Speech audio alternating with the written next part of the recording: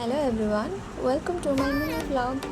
आज आमर प्लान है राम मंदिर बुली जावाई से आम दीज बस स्टैंड बस को वेट करूँ।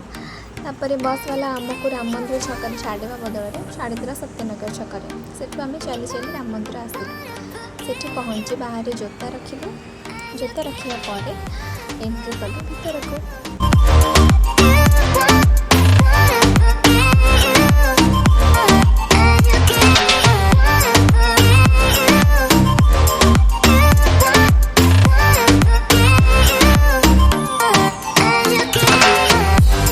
ठाकुरंकर पहड़ पड़ता से गेट बंद था।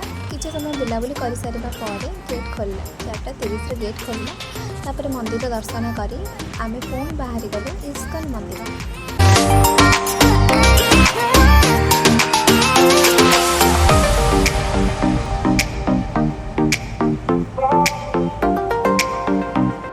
राम मंदिर बाहरी आम इस्कन जावाई पाणी बिहार पहुँची सारी। बस रे आम इस्कन आसलु। इस्कन बाहर जोता रखी दुई आम इस्कन मंदिर भीतर को गलु। मंदिर भीतर पहुँची ठाकुरंकर किसी समय ठाकुर पाखे बसी भजन कीर्तन देखिलु। ठाकुरंकर दर्शन कलु।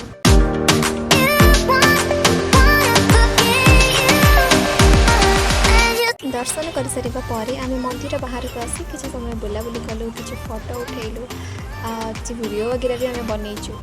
जदि आपण मैंने वीडियो देखा चाहते कमेंट रे यस लिखि दिंतु। तापर चैनल को सब्सक्राइब करने को आदम भी भूलें। मंदिर भितर बुलाबुली कर सारा मो भौणी गोटे शाढ़ी किणवार से आम पलि आसलु मार्केट बिल्डिंग रे गोटे शाढ़ी बाजी सारा पैक करी तार पेमेंट कलु। बहुत थकी जाइलु आम तो आग तो वीडियो बन भी पारिनी तो पेमेंट कर आम रूम को पलि आसलु। जब वीडियो भल लगी लाइक शेयर सब्सक्राइब करने को आदम